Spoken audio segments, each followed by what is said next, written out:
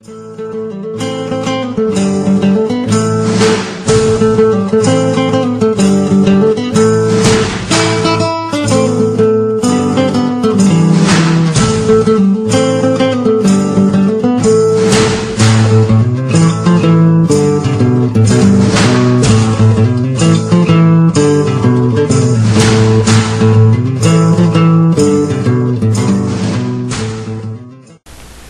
4. Dymir stopped for a moment to see if there were any comments. Seeing there were none, he said, "I will give you the short beginning of another story, only because it begins where this one ends. 'Tis a story of which I will tell later, and it becomes of deadly import to Aleph and Marist in years to come. Yet, other than its beginning and ending, the tale is not directly connected to the once knight and elfin ranger. That morning, though the children of Ganathra felt joy, knowing they no longer feared what the night would bring, that was not so in the village of Lihe, 4 days' ride northwest. True enough, morning brought relief to the inhabitants, but they still dreaded the coming of night and the creatures that came with it. Brennan, the cobbler's son, unlatched the window to his father's small shop. Sunlight streamed in, lighting the work table, still strewn with leather and partially made shoes. Another day loomed before him and his fellow villagers. 'Twas such a day that many people looked forward to, but not Brennan and his fellows. To them, that day and all that followed it were looked forward to as a condemned man looked forward to the days before he went to the block. The only difference was, the time of the block came every day when the sun set. The young cobbler began working on a pair of boots he started the previous night, but he worked half-heartedly. His father would not have been very happy with his son's work, and, by the gods, he wished his father were there to share his displeasure. Tears blurred his vision. He felt ashamed to be on the verge of tears, since he was the man of the house, even if he were only 15 seasons old. With that thought, more tears came. He was the man of an empty house. His father, mother, and sister were taken 2 weeks earlier by the evil that clutched Lihe in a death grip. Had he not been such a coward, Brennan would have been taken too. He tossed the half-made boots against the wall, striking scratches dug deep into the wood. He clutched his ears, hearing his sister's screams in his mind, the creature's growl of joy as it held her, then the shouts of his parents as they tried to rescue Kylie from its grasp. His mother had been captured, but his father, who dared fight the creature, was torn to pieces. Brennan had not seen the fight. At the first scream, he hid under his bed. After an hour of silence, he finally ventured downstairs and saw the bloody, empty shop. It took another hour before his tears dried enough for him to be able to see. His story was but one on a long list of events that occurred in Lihe for the last 2 months. Nearly every family had been preyed upon, or knew friends who had. Cheyenne, his girlfriend, was taken 3 weeks earlier and never seen again. He looked around the shop. Nothing was left there for him. No family, friends, or life to look forward to.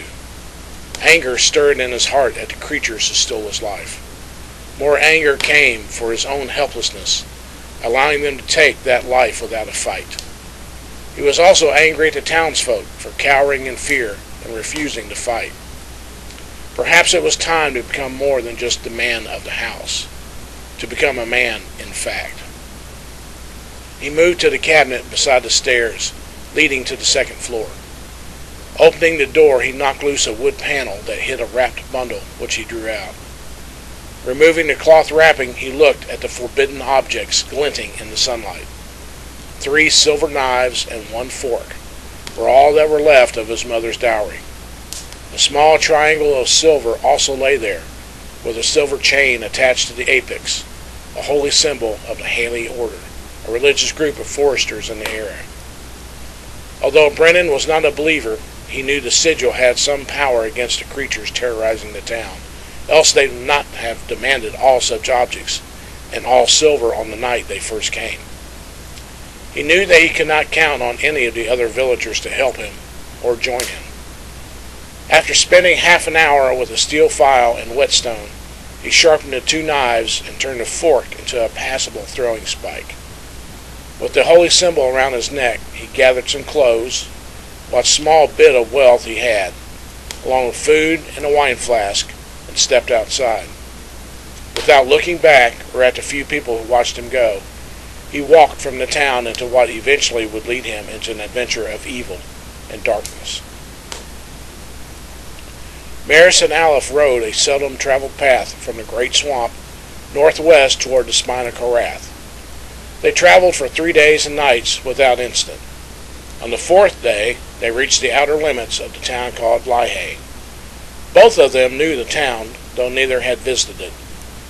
Aleph knew Lahae was but a small village founded and lived in by farmers and ranchers, while Maris knew of a small band of foresters who cut and sold lumber for the surrounding wood. The two rode past unworked farmland and pastures devoid of cattle or horses. They saw several homes in the distance, but all seemed empty and abandoned. They assumed Vorta made his presence known there, and the farmers and ranchers had left or been killed. They soon reached the village. While Lahae had never been a busy place, it was as silent as a graveyard. Aleph stopped his horse in the middle of town and looked at the vacant shops. "Where is everybody?" Maris looked down the deserted road and its silent buildings. "I don't know." Aleph studied the structures. "Nothing is burnt. Vorta couldn't have done this." "Aye, but a demon none less deadly," a fearful voice said from behind a partially closed tavern door. "Who be ye two? Why be ye here?" They looked at him. "We're travelers. What has happened here? What is this demon you mentioned?" Aleph asked. The man cautiously stepped out from behind the door, holding a crudely fashioned holy symbol before him. "Ye not be with the vampire?" "Vampire?" Maris asked. "A vampire's responsible for this empty town?" She waved toward the abandoned buildings. "Aye, that he is." He lowered the symbol and stepped farther out. "He and his undead followers have killed and taken many of us. He demands that we surrender cattle and some of our lives for his foul army to feast on, or he'll take us all." "How long has this gone on?" Aleph asked. The man eyed him. "For near 2 luna." 2 luna? Why has no one reported this?" He lowered his head. "We sent a few out to get help, but well, what was left of them appeared in the center of town the next day." He looked up at them. "We stopped sending people out and lost hope that help would ever come." Aleph caught the man's shift of gaze to a point behind them. He drew Windgazer and spun the horse to face a silently advancing crowd of farmers, armed with clubs and pitchforks. He aimed a silvery blade at them and spoke a magic word. Wind knocked them down, sending the lighter men rolling like rumble brushes in a storm. As the wind subsided and the dust cloud cleared, the people lay scattered and shaken on the ground. Aleph turned toward the panic-stricken man, speaking in a tone that did not fully hide his anger. "Let me guess. You thought that by giving us to the vampire, you would gain some freedom from his demands." The pale man nodded, badly shaking. He dropped to his knees, trembling, staring at the dirt. "Please forgive us, great sir. You speak the sorry truth of our actions. The demon has demanded 2 of our people before 3 nights are out." The mounted couple looked at the shaken group behind them. Some stood and slowly approached to listen to the conversation, while others fled in fear. "Where is this vampire?" he demanded. "What is its name?" He was not ready to forgive the townsfolk just yet.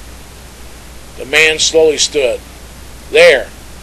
He pointed to the forbidding peaks of the spine of Korath, barely visible over the distant forest. As he spoke, his voice shook slightly with fear, as if he would pay a terrible price for telling them. "The undead lair in a cavern just below the second highest peak. The vampire goes by the name of Brookestone." "Did you say Brookestone?" Aleph thundered in a hate-filled voice. The man stepped back at the violent tone, wondering what Aleph would do. Aye, sir," he said nervously. "That be what he called himself." Maris was apprehensive too. She had never seen Aleph's anger rise like that before. The heat of animosity radiated from him. "Do you have any silver in town?" He lowered his head shamefully and shook it. "No, milady, that was one of his first demands." Alf turned toward Marist and said in a low voice, "Dismount." She looked at him, wondering if he were joking, but the deadly serious tone of his voice and his cold expression showed he was not. She dismounted, looking up at him in confusion. "I must go alone," he said in answer to her unspoken question. "You stay here and protect yourself as you know how. If possible, help these cowards mount a defense." "Aleph, you can't fight the undead without the help of my magic. You need me beside you." Although his sudden hatred toward this brookstone was enough to set the forest aflame, she knew that would not be enough to defeat a vampire and his undead army. Aleph shook his head. "No. For once, Marist, do as I ask. I have a personal matter to take up with this vampire, and you do not need to be involved." "But I am involved!" She grabbed his leg, adding quietly, "You make it so." He moved his horse forward without looking at her. Not this time. Once free of her grasp, he galloped toward the mountains without looking back. She turned to the puzzled, fearful man who met them with a look of determination on her face. "Do you have any horses left in this town?" "I suppose that was a bad tactical decision," Garth asked. "Yes," Kalar said quickly. "If another has abilities that can destroy an enemy when you can't, it's unwise to leave that person behind." He looked at the others. Just as the elf left Aleph behind when fighting the will-o-wisps because he would be of no use, he should take her in this case because she can be of use against the undead. Frowning and shaking his head, Kalar looked at Darmir. "The elf knows this. It would appear, Darmir, she is a better tactician than the knight." Darmir frowned for a second before replying, "It may also be that she overestimates her own power and underestimates his." "Besides," I added, "there may be factors she isn't aware of that he knew, especially since he recognized the vampire's name." Darmir nodded. Kalar was silent in thought, though he eventually agreed. Aleph rode some distance from Lahe before slowing to a trot. As he neared the spine of Karath, the forest gave way to dense growth of scrawny brush, only sparsely intermingled with occasional trees. He stopped his mount to look at the gray rocks partially hidden by the woods. The mountain range was made up of large gray boulders, most looking as if they had been flattened and set side by side. The entire range was only a half-day's ride from end to end, though not a safe one. Many stories were told about the creatures living within those dark crevasses and caves. The range was said to be the remains of the god Korath, who fell ages earlier during a war between the gods. The arrangement and shape of the rocks appeared to be that of a giant body, if taken as a whole. He scanned the area. The few scattered trees thrust up from the dense scrub, making them seem like gigantic towers standing amid a forest. The brush was thick enough to obscure anything or anyone who wished to hide from view. He frowned at the thought of what might lie ahead. He felt hidden eyes watching him as he urged his mount forward. As he rode past one of the trees, a sudden war whoop sounded, and a heavy weight knocked him from his saddle. He fell heavily to the ground, rolling with the living weight that clung to his back. Without thinking, he sought the creature's neck and slung it forward over his shoulder with all of his might. The squat form smashed into the hard ground, and Aleph felt its neck snap in his grasp. He brought up the unmoving form with his right hand to get a better look at it, though the stench gave him a good idea of what it was. He stared at the dead attacker in disgust. The dwarf-like creature was grayish-green, muscled, and wore a tattered vest of gray fur that stank of decayed flesh. The twisted mouth was unevenly lined with sharp yellow teeth, from which a dark stream of blood flowed. As typical for the species, the goblin was no more than 4 feet tall. Although short and stupid, goblins were not to be toyed with. They, like dwarves, oft surprised the unwary with their strength. He studied it a little longer before dropping it to the ground at the sound of movement within the wood. Windgazer's length of enchanted steel shone in the sunlight as three more goblins sprang from the scrub. Two moved to Alf's left, one to his right. Those on the left were armed with a short sword and a small battle axe. The third, wearing a chest piece of bronze armor, held a 5-foot-long pike. The goblin with the sword thrust forward and received a well-placed boot in its grotesque face. The second goblin's axe came down as the first attacker fell clear. Alice spun away from the axe, making the goblin charge forward with its own momentum. He threw a fist into the goblin's back, sending it crashing to the ground. Alice spun and grabbed a pike shaft as the third goblin charged. He jerked it toward him, bringing the bear's skull in contact with Windgazer's point. Though magical, the steel needed no such power to pierce its hapless victim's skull. With a blood-chilling cry, the first goblin raised its deadly short sword and charged like a berserker. Aleph, who had just kicked away the body of the last attacker from his blade, held Windgazer ready for a parry. The short sword clanged against magical steel and was deflected. The goblin prepared to strike again, but Windgazer bit deeply into his chest before it could attack. With another loud cry, the remaining goblin charged, its axe ready. Aleph faced it with the still impaled goblin as a shield. The maneuver, however, was not necessary. The third goblin's eyes widened as a look of pain came to his features before it fell face down with an arrow in its back. Aleph pulled Windgazer free in disgust, flicking his wrist to sling the blood off the blade before sheathing it. He did not need to look up to know who had fired the arrow. Maris sat on her borrowed horse, another arrow already knocked to her bow. "I told you that you needed me." He did not say a word. Instead, he mounted his horse and continued riding. "You're welcome," she snapped, and she pulled even with him. "You should not have come," he said, clearly upset. "I told you to stay behind." "Why? After facing Vorta and that Yig-Saral, you don't think I can take care of myself?" "It's not that," he said coldly. "I do not want you involved in this." "Why?" She grabbed his left arm, making him stop. "Who is this Brookestone?" He pulled his arm free and continued riding.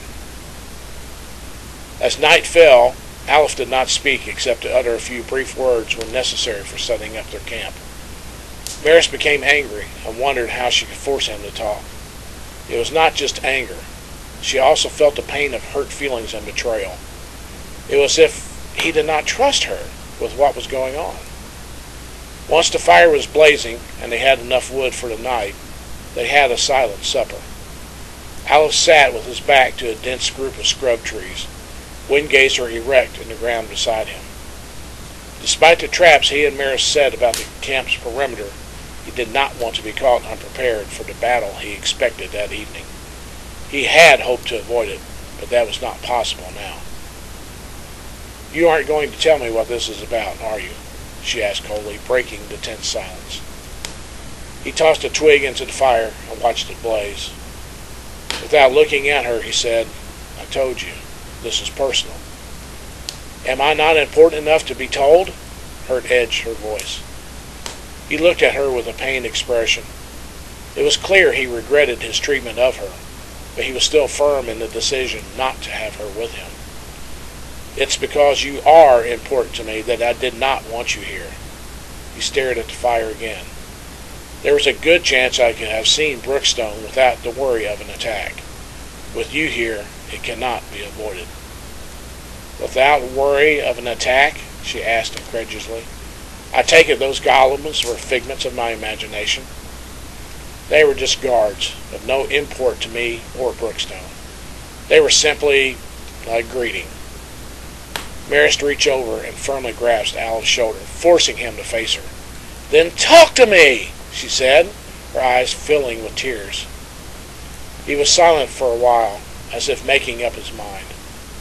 With a deep breath, he said softly, "Brookestone is a page from my past." She stared silently, wanting more.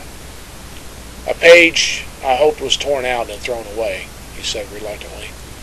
"I have a score to settle with him. one that cost the life of an innocent girl. She heard pain and hatred in his voice. He will try to use you as a shield against me. As long as you were somewhere safe, he could not threaten me or keep me from doing what must be done. Maris drew closer to him, looking into his eyes. When she spoke, her voice was cold. Do not let a threat to my life stop you from doing what we both know must be done. If he should use me as a shield, go through me and destroy him. Aleph gently brushed her cheek, his expression softening as a tear came to his eye. That I could never do without costing my own life. They held each other tightly. Maris knew there was much more to the story, as it touched his emotions deeply and painfully.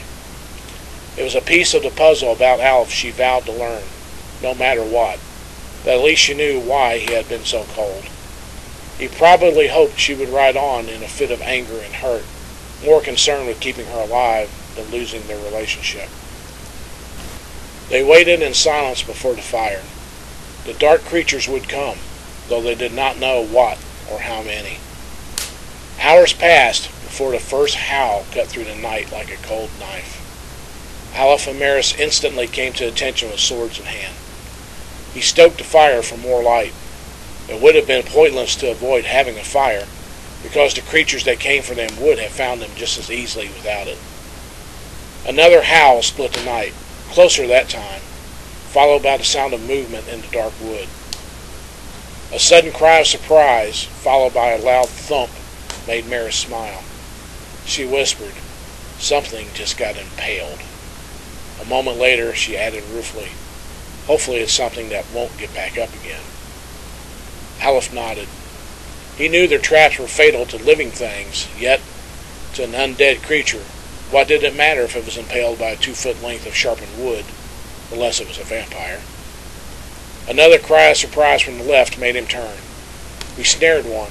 Could be useful for information. Further conversation was cut short by the attacking creature's sudden appearance. The fire dimmed for a moment as Maris threw a leaping goblin into the blaze. It immediately caught fire and rolled frantically on the ground as it burned. With pain screams still flaming, it stumbled through the dark woods, dropping into a dead, smoldering mass before it managed 20 feet. Aleph cut through 2 goblins before an undead zombie knocked him down from behind. He rolled, swinging his blade at the thick legs to cut down the towering monster. 6.5 feet of undead flesh fell to the ground with a thump, but it made no other sound, though its legs were amputated just below the knees. Windgazer cleaved the fallen creature's skull as it tried to crawl forward and clutch Aleph with its hands. Aleph regained his bearings until a blast of yellow light from the right caught his attention. Maris, only a few feet away, struggled with a goblin that fiercely held onto her back. Flames from the spent fireball were dying out, its job done. A pack of 6 werewolves had been reduced to ash. A few others still smoldering ran off. Aleph ran to her aid, grabbed a goblin, and yanked it to the ground. He kicked its misshapen face, killing it when its skull shattered under his boot heels. Goblins were not difficult to kill, but they made up for that in numbers and tenacity. Before he could look to check Maris' condition, a furry form leaped out and collided with him, knocking him chest down on the ground. Windgazer flew from his grasp and landed just out of reach. The werewolf's hot, foul breath struck the back of his neck, just as a woman's scream echoed through the wood. Forcing himself to ignore the scream, Aleph turned his head far enough to stare into the snarling mouth and red eyes. The werewolf prepared to bite his neck. He grabbed the large forepaw beside his chest and jabbed his thumb into the center of the pads as hard as he could. The werewolf howled in pain, leaping free from the excruciating grasp. Aleph rolled forward to gain his footing and his blade, standing in a defensive stance with Windgazer in hand. The werewolf leaped toward his neck. Aleph made a short, powerful downstroke.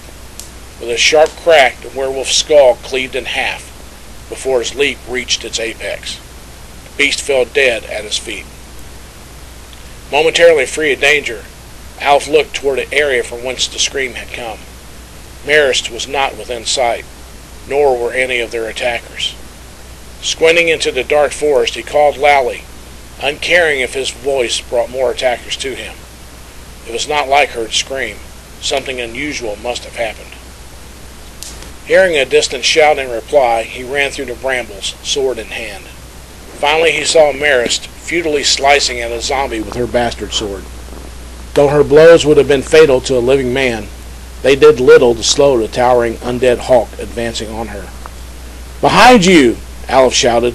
"One of the snares is behind your left foot." She leaped forward and low, making the zombie dive forward to grasp her. Not agile enough to counter the evasive elf, the undead creature tripped the snare. The rope flew up and tightened its noose around the zombie's feet. It stumbled against the force of the bent tree that served as the source of the snare's power. Though not powerful enough to lift the hulk off the ground, it was too strong to overcome. The undead creature lost its balance and fell onto the 3-foot spike that had been lashed to the tree trunk. Unhurt and without pain, it grasped the wooden shaft protruding from its rib cage and tried to pull itself off. Marist ran up, her sword held high.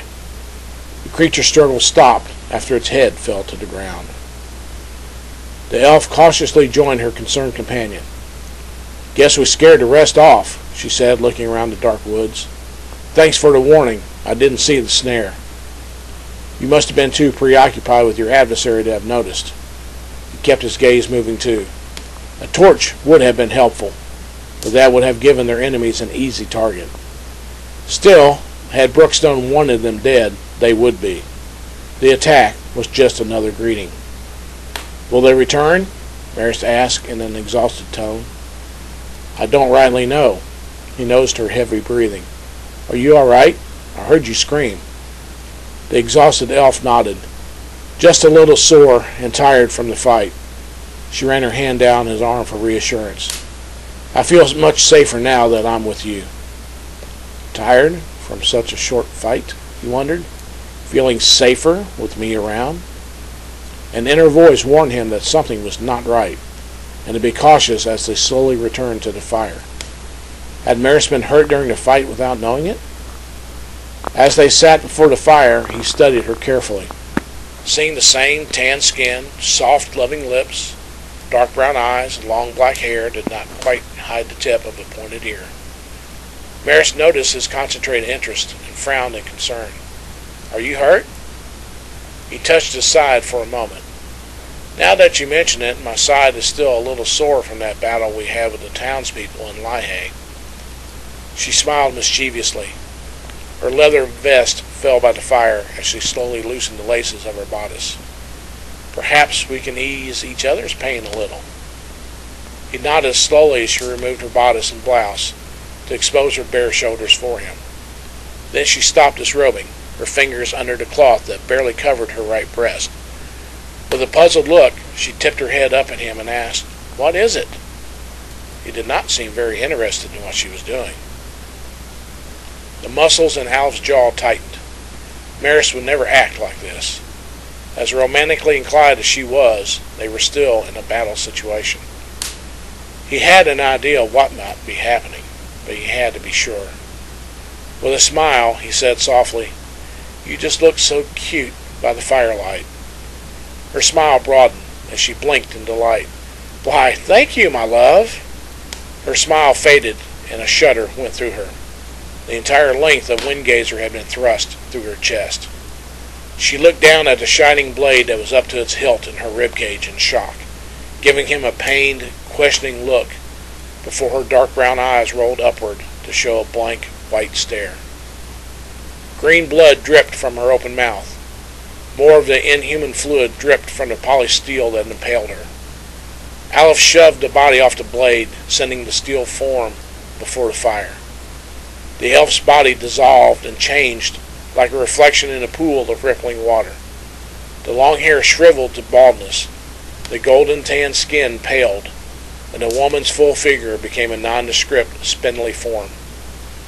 Where there had once been a semi-nude elf woman, a gray creature lay. Its skin was corpse pale and loose over its skeletal body. A large, bulbous head contained yellow cat's eyes, and a mouth stretched from one ear to the other, lined with long, unevenly spaced fans from which a trickle of green blood flowed. Aleph kicked it to make sure it was dead. "So, Brookestone," he said, "you would use a doppelganger against me." He stood and pointed his sword at the mountains. "If you can hear me, this raid will cost you dearly. If you've hurt Marist in the slightest, you will know pain eternal. This I swear." Chapter 5. "Wait, Darmir," Fristel called. "I thought doppelgangers had to kill their victims and eat the brain to shapeshift to a new form. How could he hope that Marist was still alive?" "Only unskilled doppelgangers are such," Darmir answered. "Those that are practiced can shapeshift just by studying the form they wish to mimic." He nodded. "Your assumption, however, is correct about most doppelgangers." "If that's true, then how could he have known that didn't happen and Marist was still alive?" Jan asked. Darmir looked at the fair-headed young man. "Had the doppelganger killed Marist and feasted on her brain, it would have gained her exact memory and nature. Had that been the case, it would have acted quite differently to having been called cute." He smiled. "Much differently." At daybreak, Aleph wandered through the night's battleground. Dead goblins lay scattered about. Beheaded zombies totaled 3, after he destroyed one that was impaled. There were a few badly charred corpses, probably the human bodies of werewolves. Then he found what he sought. One of the goblins that had attacked during the night was still alive, hanging upside down from one foot caught in a tree snare that Aleph and Marist set before the battle. It struggled vainly to get free. "Kill you, human!" it snarled as Aleph approached. "This I shall do when I get loose." Aleph smirked at the empty threat, watching the goblin struggle even harder to free itself. "You shall feed the vultures if you don't." He leaned against a tree. "You know, I once saw someone staked to a tree because he would not tell his captors what they wanted to know. The vultures were allowed to feed on him while he was still alive." He gave the goblin a thoughtful look. "I'll always remember the scream he gave when the vulture plucked out his left eye and swallowed it in one gulp." The goblin sneered back. "I will be rescued before then, human." Once the man screamed himself silent, the same vulture bit off his tongue. Of course the poor wretch passed out from that. As you may guess, his captors would not have that. They threw strong brine on him to wake him. Alice slapped a tree as if killing an insect. Then he studied his hand. The vultures left after a while, but the ants remained. They slowly ate the wounds the vultures made. After a while, they got into the man's body and began eating him from the inside out. It was a very painful way to die. He shrugged. Then again, he never told his captors what they wanted to know. The goblin tried to spit upward. "Nor shall I say anything to you." He nodded. "As you wish." He walked to the saddlebag on his horse and dug into it. The goblin watched with great interest as Aleph removed something from his pack and returned to the tree. He held up a small glass bottle tightly wrapped in leather for the goblin to see. "What you do?" the goblin asked. "Torture me with acid or poison? I still won't talk, no matter what you do." Aleph removed the stopper and smiled as he poured some of the thick amber liquid on the goblin's face. It took one whiff of the fluid that slowly flowed past its nostrils and cheeks towards its eye. "Why you pour honey on me?" Aleph smiled and shrugged. "In case the ants find you before the vultures. This way, instead of wasting time looking for an opening, they will follow the honey trail and crawl through your nose." He cast a disinterested gaze into the woods, as if searching for something.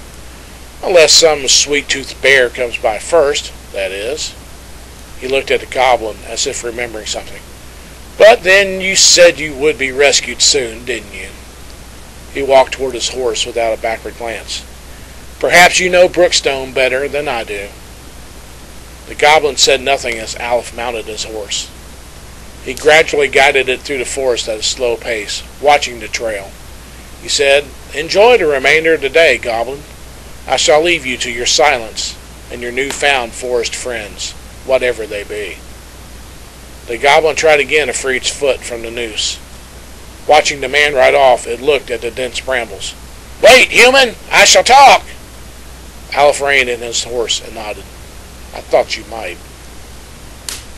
An hour and a half later, he stood before one of the many deep crevices found along the gray rocks of the spine of Korath. The foul smell of death issued from it, but it was not the only indication that he had. It was the correct one. Tied to a branch near the entrance was a strip of tanned leather, which he recognized as belonging to Maris' clothing. Brookestone was expecting him. Aleph drew Windgazer and walked to the entrance, finally stepping into the crevice. Near the opening was a torch of pine fat, already lit, and setting in a holder mounted on the rock wall. From the length of blackened wood on the end, he knew it had been lit only moments earlier. He frowned, sheathed the Windgazer, and took the torch as he continued downward into the rocky darkness. Despite the possibility of some undead creature lying in wait just beyond the torchlight, he continued at a steady pace. If the darkness before him held some foul creature, he would know soon enough, but he doubted it. Brookestone was evidently waiting for him.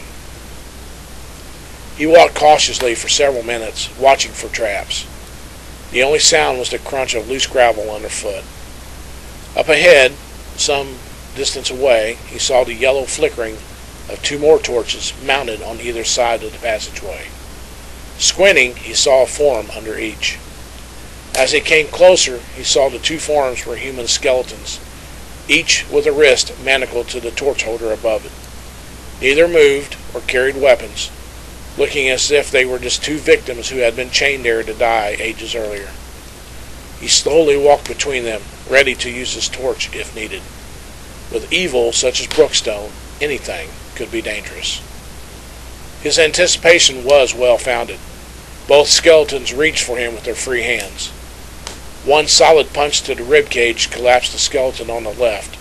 The skull of the other broke like a clay pot when he smashed the torch against his forehead.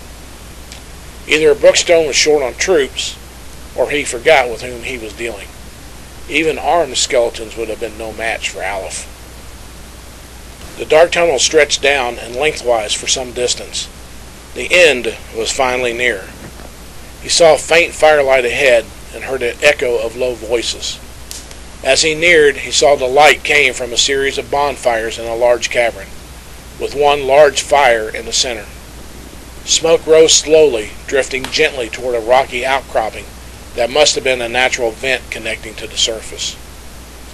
Around the fires were various forms, mostly two-legged humanoids, though some paced restlessly on four legs. Those must either be werewolves or wolven. No matter what they were, he did not relish the thought of being trapped in their midst. Since he had no choice, he drew his sword and stepped into the cavern to face a group of living and undead creatures. He watched those that came near. He sought only two, his love so he could free her, and Brookestone so he could destroy him. One of the human-shaped forms walked away from the large fire and showed itself to be a tall man dressed in fine clothes of light brown pants and a long-sleeved white silk shirt. "Well, there you are, old friend," Brookestone said, stepping forward. "I thought you would have been killed in some unimportant battle by now. I am pleased to see I was wrong." The vampire stopped 10 feet away and gave Aleph a courteous bow. "Now, my once friend and companion knight stands before me, with a drawn sword, no less. Come to save the day, as a knight of the land should. Will you never learn that the old ways are gone?" Ignoring the vampire, he glanced around. Various foul creatures formed a circle around the two of them. Most were goblins, probably 2 or 3 score, armed with a variety of weapons. 2 packs of wolven paced the center, probably as many as 20, along with an equal number of Brookstone's vampiric underlings. A fourth of that number of shambling undead zombies made up the rest of the group. It was a formidable army. Nonetheless, he knew Brookestone would boast for some time before ordering them to attack. One thing Aleph had in his favor was the low intelligence of all the creatures. All he had to do was play the game. For a start, he sheathed his sword. "Quite a group I've collected, isn't it?" Brookestone asked proudly, his pronounced canine teeth showing as he watched Aleph study the army. He had seen his former companion charge to the rescue, but with his sword sheathed, he seemed resigned. That was disappointing. "Where is she?" He turned his full attention back to the vampire. Brookestone had not aged a bit since Aleph saw him last. He was still tall and thin, his face the same, as was the frosting of white against the black hair on both sides of his forehead. Now, old friend. Manners, if you please. I understand you no longer call yourself a knight, nor even use your actual name." "A knight is something you never were, not a true one. What need have I of being a knight of the land, at the beck and call of some pompous lord? One doesn't gain power that way." "Power?" Aleph asked in disgust. "Power to do what? Betray those you called companions? Power to kill a child who was in your charge?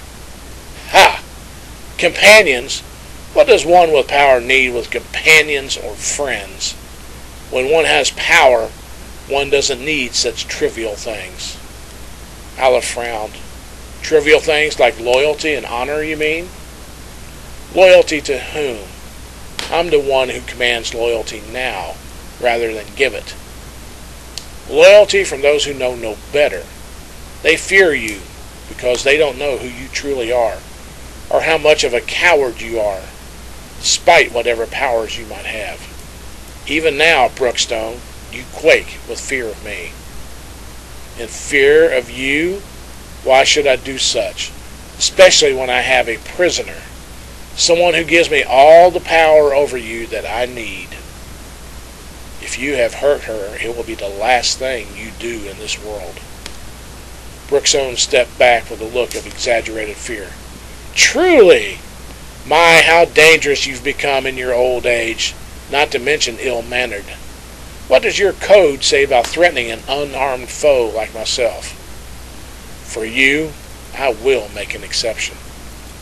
Brookestone smiled and motioned behind him. "Fear not, old friend. I take good care of my guests." Two underlings escorted a struggling elf into Aleph's sight.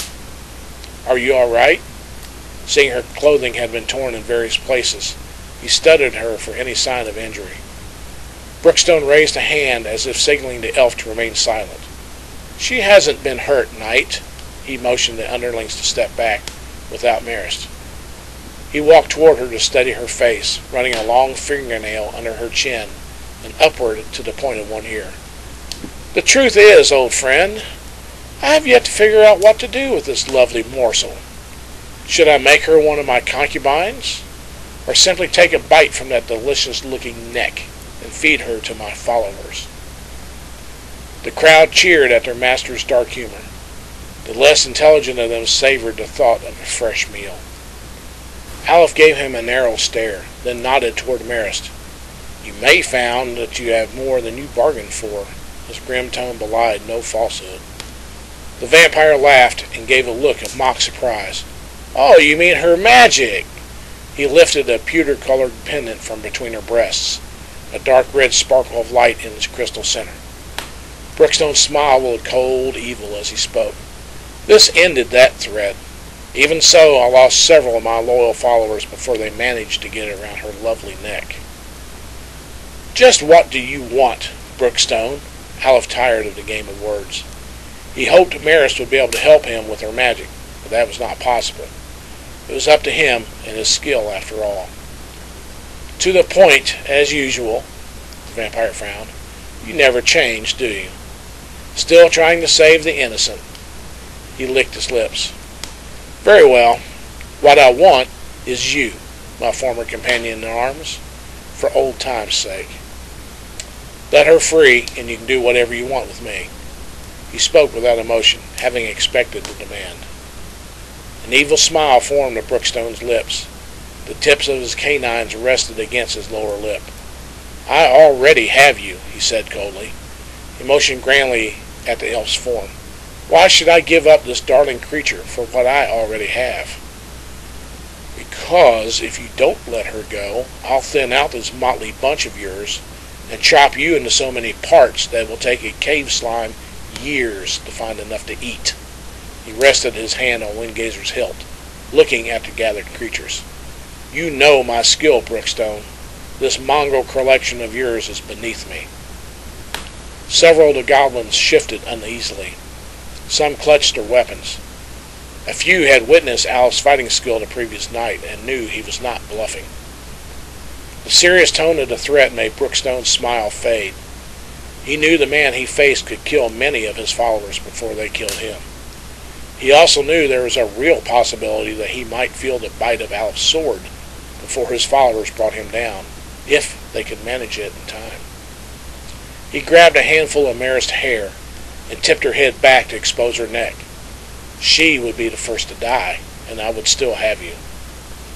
She may well be the first, but you would be the second. Alf removed his hand from the sword hilt. It's not my body you want to conquer.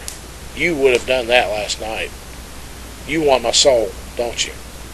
Let her go free and safe, and I'll stay here and follow you.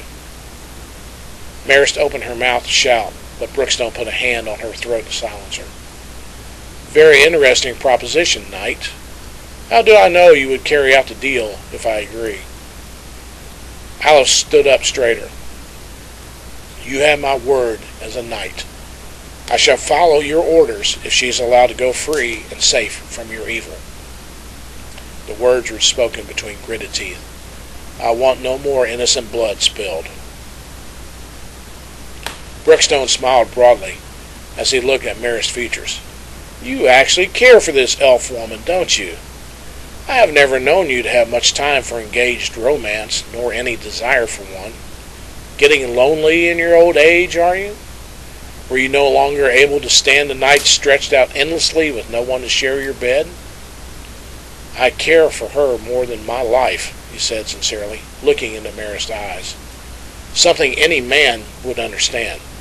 But then, that's always been your problem, hasn't it? You never were a man to begin with. Now you are even less of one.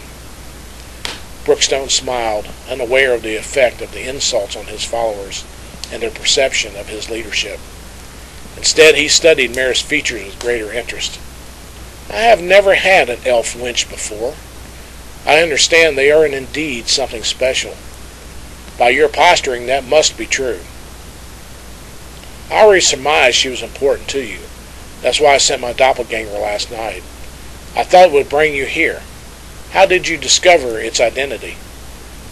Alf allowed himself a grim, inward smile, though his tone was emotionless and straightforward. It enjoyed being called cute too much. Brookestone frowned, looking at the elf in confusion. You don't like being called cute? An evil grin formed on his face. Why, you're as adorable as a newborn babe. Marist grimaced in anger and broke free long enough to land a knee solidly in the vampire's groin. The thrust was strong enough to lift him off the ground slightly, and the placement would have laid a normal man low for hours. Instead, he backhanded her. Were I a living man, that would have hurt, he said angrily.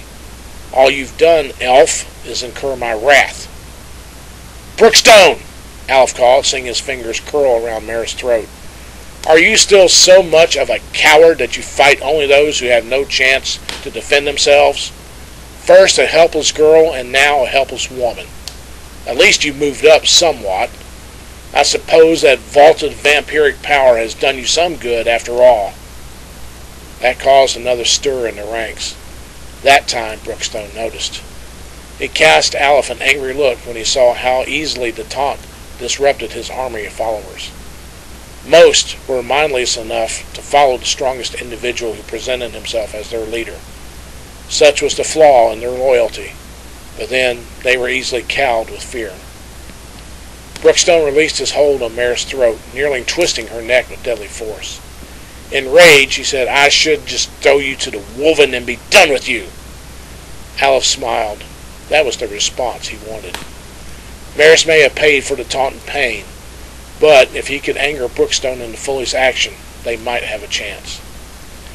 As I said, Brookestone, you have not got the courage to face someone who can defeat you in battle, vampire powers or not.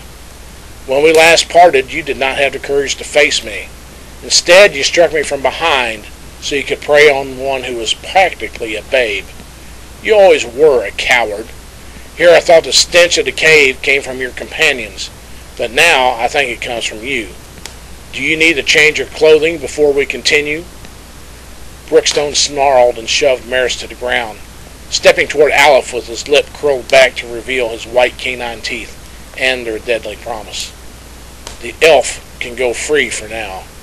I will enjoy hunting her myself to make her mine. As for you, knight, I will enjoy making this last a long, painful time. Maris ran to Aleph's side and drew a silver dagger from inside her boot, determined to stand and fight beside the man she loved.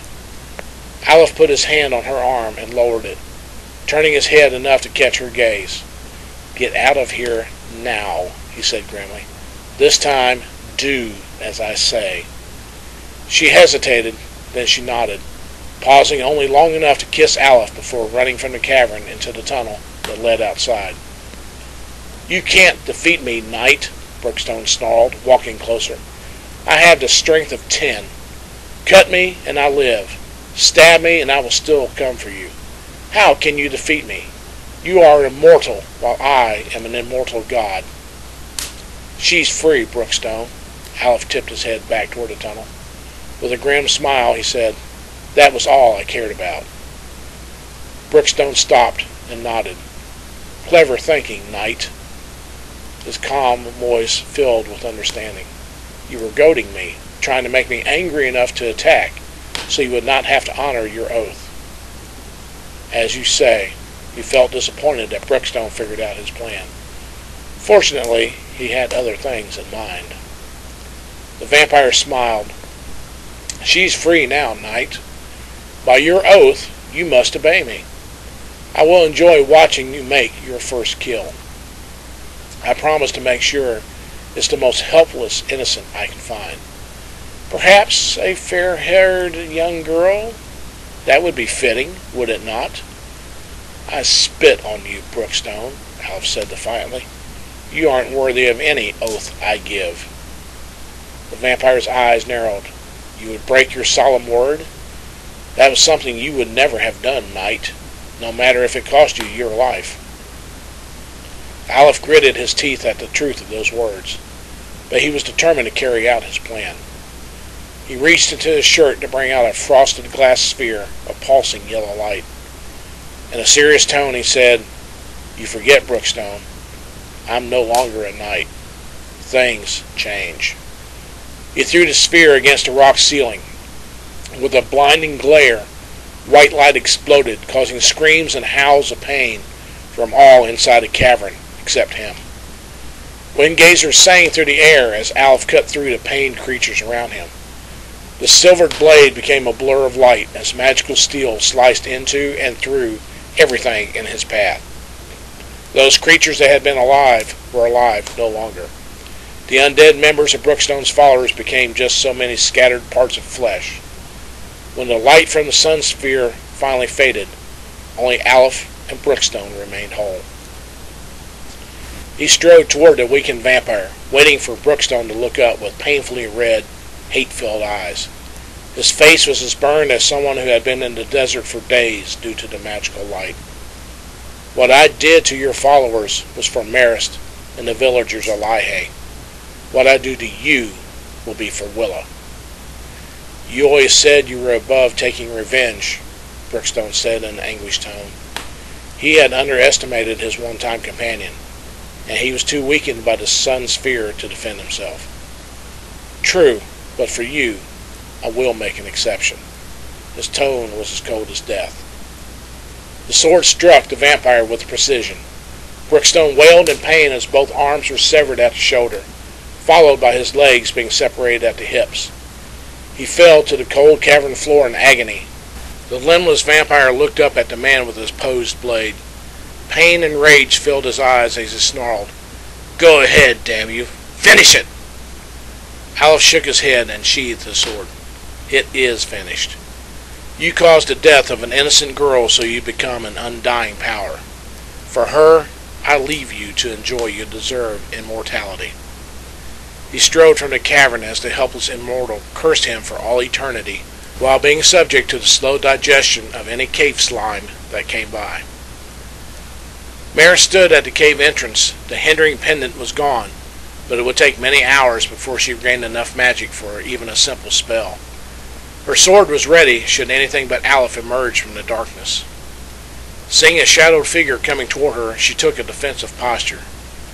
Then, with a cry of joy of recognition, she rushed forward and threw her arms around Aleph as he walked into the open air. They held each other without speaking for several moments. Eventually, she loosened her hold and looked into the forbidding tunnel. What of Brookestone? Aleph glanced into the darkness, then turned and shook his head. He will never bother anyone again.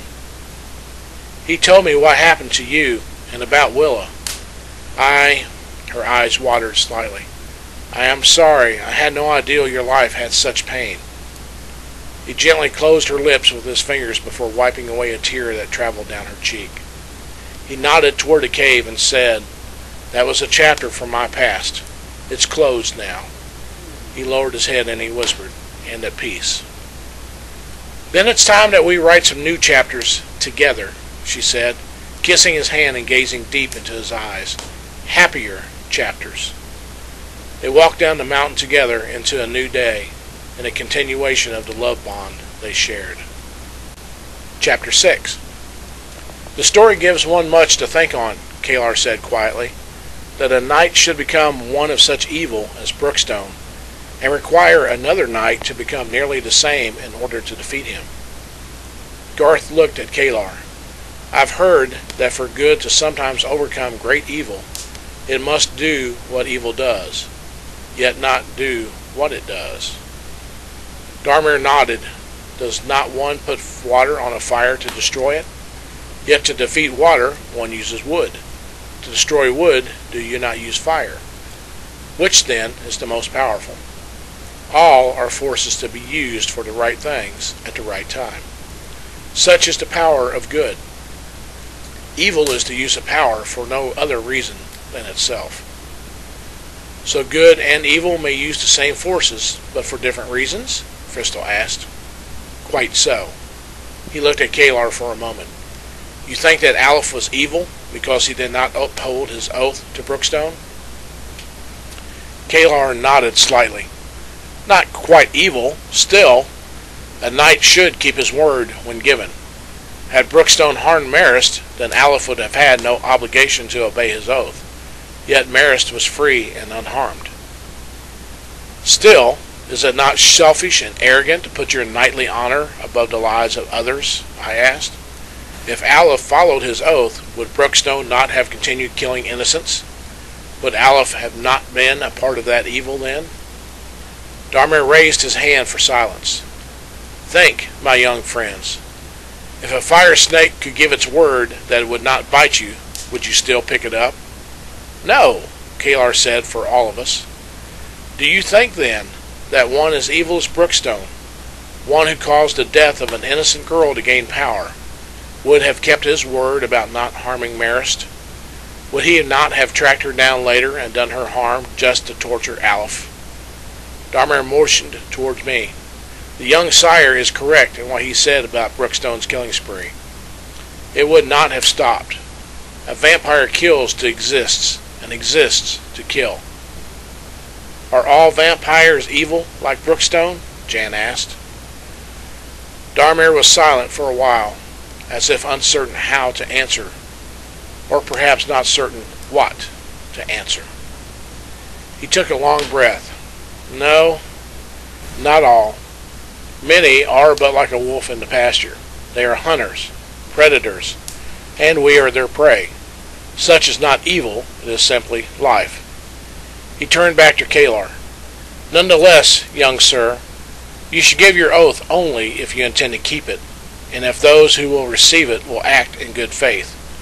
Giving an oath to one as evil as Brookestone, and obeying it is to betray your spirit and honor. Evil does not keep its word. Kalar nodded his understanding. I shall think on this, Darmir. He rose to leave and nodded to Darmir. I thank you for the sup and the tale. Darmer smiled, and we thanked him in turn. As the others left, I again remained behind.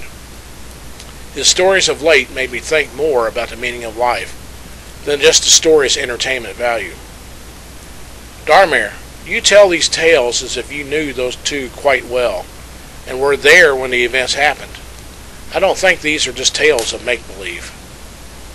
I did not say the two heroes were fictional, young sire. He smiled at some unspoken jest. As for knowing them, one could say that I knew them quite well. Perhaps in time you will know them equally well. He sat up and wrapped a shawl about his shoulders. Good night, young sire. Good night. I stepped out into the cool night air. Christine waited for me at the corner of Darmer's home, as she had the previous time. She took my arm as we walked down the moonlit path toward her home that lay beyond the small wood ahead. What do you think of Darmer's tale tonight? She drew herself closer to me. I looked up at the blue-white sphere overhead and smiled. Well, it's a full luna, and I don't hear any howling. Not yet you don't, she replied with a slight smile. Then again, that is a story for another time.